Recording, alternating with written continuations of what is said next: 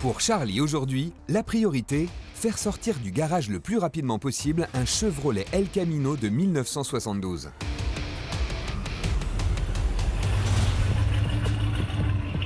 Le El Camino, c'est le pick-up emblématique des États-Unis dans les années 60. Cette américaine de troisième génération est résolument plus sportive que les précédentes. La maison mère de Chevrolet nomme ce modèle le coupé de travail. Équipé d'un V8 de 5,7 litres, une révolution pour l'époque. Niveau mécanique, quand je ramène ce véhicule, je m'aperçois de deux choses qui me déplaisent un petit peu. Cette vibration là. Voilà, une vibration, peut-être au niveau de la transmission ou quelque chose. Je vois qu'il y a soit des cylindres blocs qui sont usés, soit quelque chose qui est desserré, enfin il y a quelque chose qui ne va pas. C'est relou ça. Et la deuxième chose, c'est que pour un V8 5,7 litres, je trouve qu'il n'a pas vraiment la sauce, quoi. Il devrait envoyer plus que ça. Aïe aïe aïe. Charlie fait partir un convoi de véhicules en France à la fin de la semaine. Mais quelques détails mécaniques sur ce pick-up pourraient compromettre son départ. Alors? Je fais demi-tour tout de suite. Hein? J'ai fait demi-tour tout de suite parce qu'elle a déjà une vibration, je sens, sous le plancher. Ouais. Puis elle a rien dans le casque. T'es sérieux? Ah ouais, je te pas jure. du tout. T'accélères, elle prend pas de tour, quoi. Tu vois, Oh comme si j'avais pas l'accélération max, quoi. ok, attends, Ah, reste non. dedans, reste dedans, reste dedans. Je reste dedans. Je reste dedans. Un moteur qui ne tourne pas rond ne présage rien de bon. Il faut rapidement trouver l'origine du problème et évaluer les réparations mécaniques à effectuer avant la mise en container du véhicule. Alors, vas-y, accélère à fond. Je suis à fond, là. T'es à fond? Ouais. Ah bah c'est bon, j'ai compris.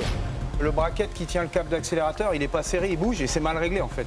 Donc quand Ok. t'accélères, tout se déplace et il y a un quart de papillon qui marche pas en fait. Ça m'inquiète pas. Par contre, ce qui m'inquiète, c'est ton histoire de vibration. Tu peux m'en dire un peu plus, ça? Ouais, en fait, si tu veux, dès que tu commences à rouler, tu le sens. Charlie se plaint d'une vibration. Il me dit ça vibre dans toute la voiture. Quand j'accélère, j'entends un gros clang, ça vibre, ça bouge.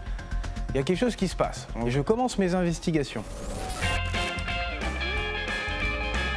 Charlie a fait entrer le El Camino au garage à 29 000 €. Il espère une revente aux alentours des 40 000 €, taxes et frais de transport inclus, pour dégager une marge de 5 000 €.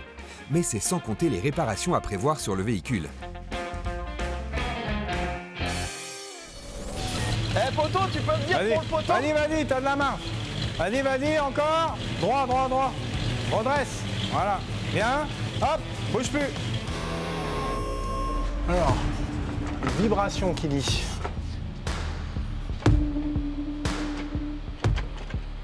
Non, la transmission, c'est bon. Il est bien sec, ce truc, en dessous. Hein. Ouais, il est bien. C'est un beau véhicule. Ouais.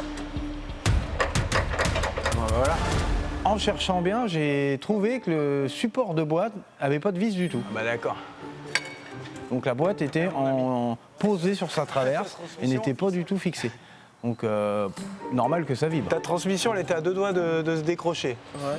Donc, tu m'étonnes que ça vibre et que ça cogne. La vis, elle était à deux doigts de se barrer. Et l'autre est déjà parti. Bon bah voilà, ça c'était facile. Ah, tu m'as fait peur. Bon, écoute, on va remettre deux vis neuves, on va bien serrer ça, puis on va voir ce que ça donne. Ils ont dû intervenir sur la boîte et puis tout simplement le gentil mécanicien il a dû mettre les vis comme ça puis oublier de les serrer. Ouais. 2 coups de clé pour fixer le support de boîte Ok, bon. et un constat général plus inquiétant sur ce véhicule, le rafraîchissement nécessaire de tout l'habitacle. Bon, il y a un peu de boulot là-dessus, hein. Il a une bonne gueule ce El Camino, mais à l'intérieur, pas trop ça.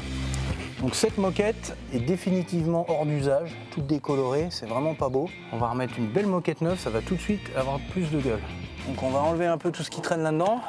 Le meilleur endroit pour acheter ces voitures, c'est ici, un endroit où il fait sec toute l'année. Par contre, le petit souci, c'est que premièrement, les moquettes, bien souvent, sont décolorées au soleil, surtout quand c'est une moquette foncée. C'est dommage, les sièges sont en bel état. Deuxièmement, le soleil, il va abîmer le vernis des peintures.